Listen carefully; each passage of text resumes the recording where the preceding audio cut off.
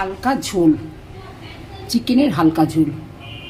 হ্যাঁ, প্রথমে গরম জল বসিয়েছি একটু নুন দিয়ে, গরম হয়ে গেছে জলটা। এবার আমি চিকেনটা দিয়ে দেবো, ওতে দিয়ে দেবো। তো চিকেনটা এরা এইভাবে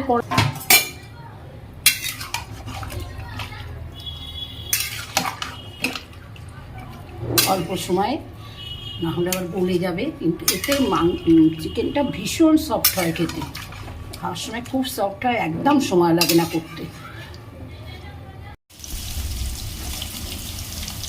আলুটা ভাজা হয়ে গেছে, এবার আলুটা তুলে নেবো, নিয়ে তারপর পেঁয়াজ ভাজবো।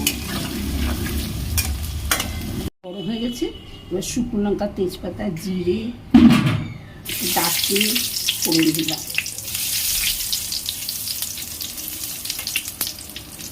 ফোড়নটা হয়ে গেলে পেঁয়াজগুলো দিয়ে ভাজবো। ফোড়নটা হয়ে গেছে,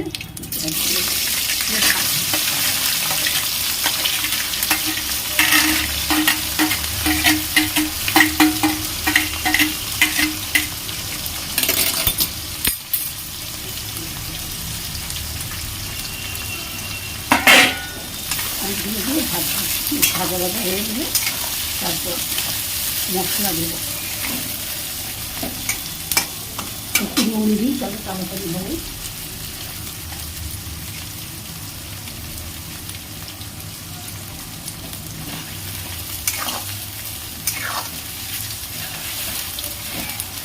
হয়ে গেছে, এইবারে মশলা আদা, জিরে, পেঁয়াজ, রসুন, টমেটো, কাঁচা লঙ্কা দিয়ে মশলাটা এবার পুড়িয়ে রেখেছিলাম। এবার কষবো, ভালো করে কষবো মশলাটা।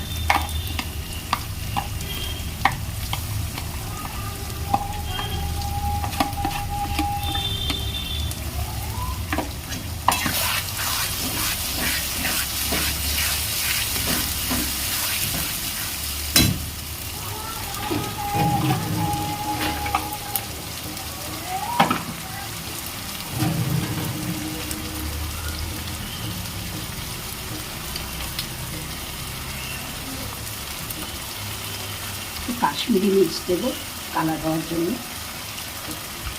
শুকনো লঙ্কা ব্যবহার করিনি কালার হওয়ার জন্য। কাঁচা লঙ্কা দিয়েছি, গোটা গোটা শুকনো লঙ্কা ফোড়ন, কাঁচা লঙ্কা 4টে বেটে দেয়।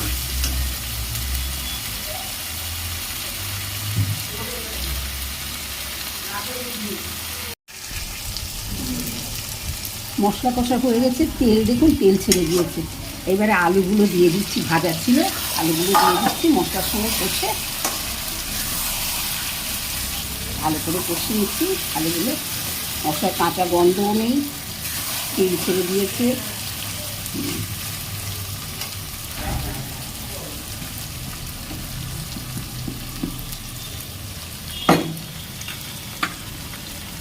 এবার চিকেন দিচ্ছি,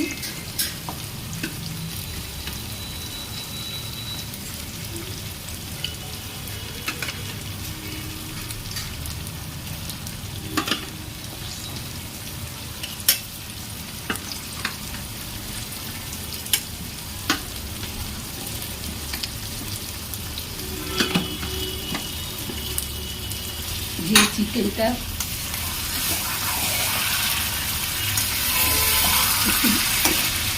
গরম গরম ভাত দিয়ে নিয়েছিলাম,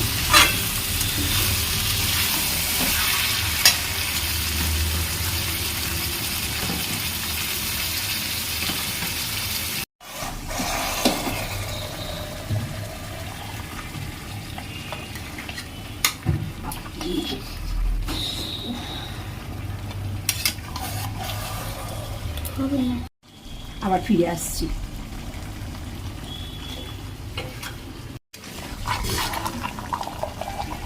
চিকেন কষাটা হয়ে গেছে, এবারে চিকেনটা যখন গরম জলে সিদ্ধ করলাম, একটুখানির জন্যই ভাপ দেয় বলে ওকে সিদ্ধ না করলাম, তখন যে স্টকটা ছিল সেইটাই দেব, আর কিচ্ছু না। এতে কোনো জলই পড়বে না, কারণ সিদ্ধতে একদম টাইম লাগবে না, ভীষণ তাড়াতাড়ি এই রান্নাটা হয়। যেহেতু হাফ ডান করে সব করা থাকে, খুব তাড়াতাড়ি হবে রান্নাটা। জলটা দিলাম। এবারে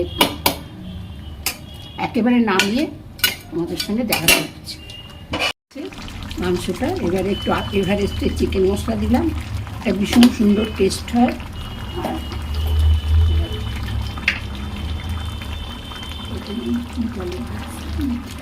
কাসুরি মেথি দিলাম একটু অল্প করে।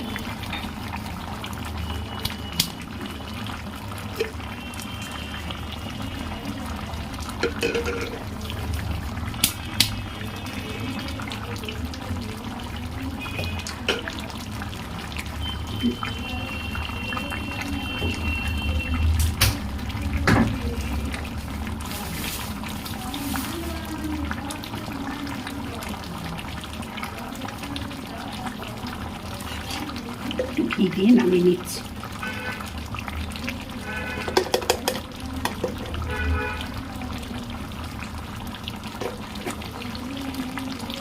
আসছি ফিরে আপনাদের, আসছি বন্ধুরা। আমার চিকেন ঝোল রেডি, হালকা